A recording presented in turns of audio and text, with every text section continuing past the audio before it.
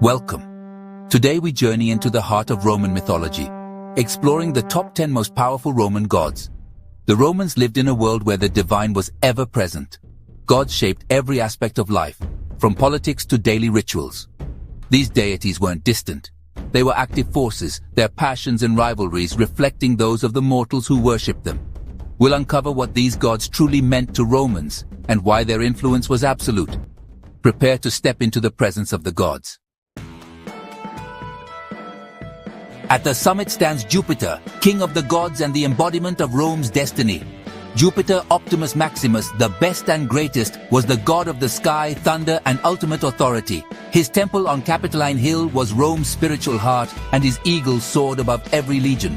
To break an oath in his name was to risk divine wrath. His favor meant order, his anger, chaos.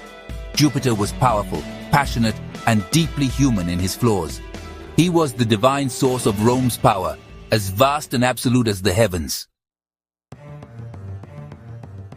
Juno, Jupiter's wife and sister, was queen of the gods and protector of women and marriage. Her fierce jealousy and power reflected Roman anxieties about family and legitimacy. As part of the Capitoline Triad, she guarded Rome itself. Her sacred geese famously saved the city. Juno was invoked in marriage and childbirth, embodying female authority and the sanctity of the Roman family. She was the vigilant matron, demanding respect and devotion.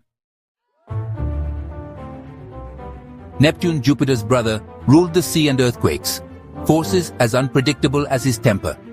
For Rome, the Mediterranean was a lifeline, and Neptune's favor was essential for safe passage.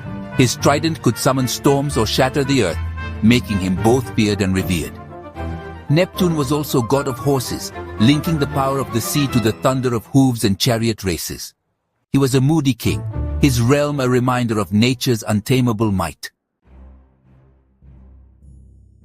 Mars, god of war, was the divine father of Rome, ancestor of Romulus and Remus. Unlike the Greek Ares, Mars was dignified, embodying both military might and agricultural protection.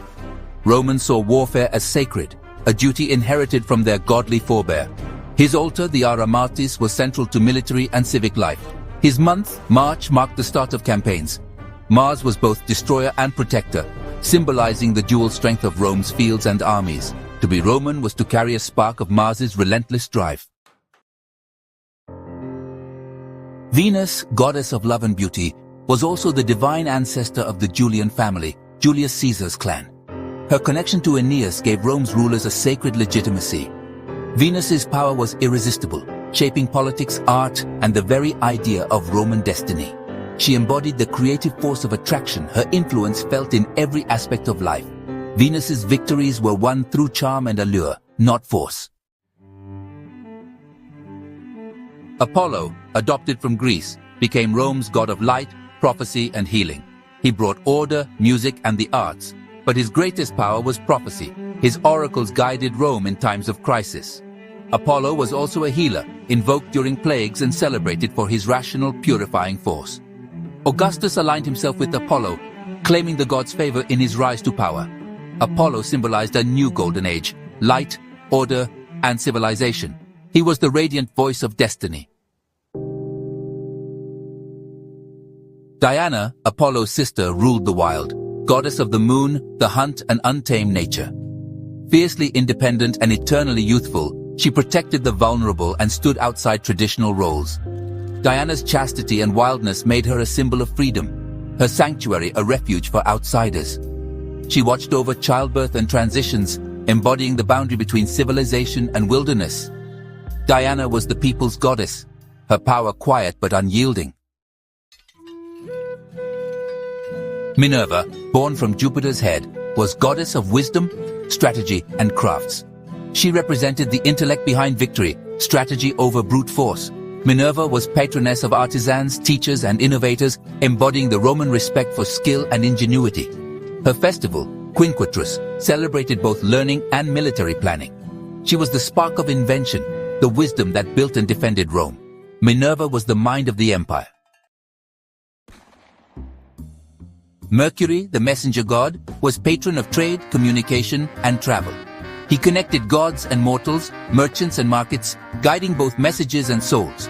Mercury's cunning made him the god of negotiation and of thieves. His temple stood at the heart of commerce. His blessing sought for profit and safe passage.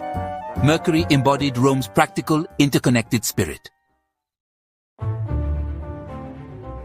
Vulcan, god of fire and the forge, was the divine craftsman, creator of weapons, armor, and wonders. Lame but brilliant, Vulcan's power lay in skill and creativity, not appearance. His forge beneath Mount Etna symbolized both creation and destruction. Vulcan's troubled marriage to Venus reflected the tension between makers and warriors. He was the engine of Olympus, the unsung force behind divine power. These 10 gods were more than symbols. They were personalities shaping Roman life and identity. Their stories reveal how Romans saw themselves, ambitious, passionate, and deeply connected to the divine. The gods' presence structured daily life, from temples to festivals, from war to family. Their legacy endures in our language, art, and identity.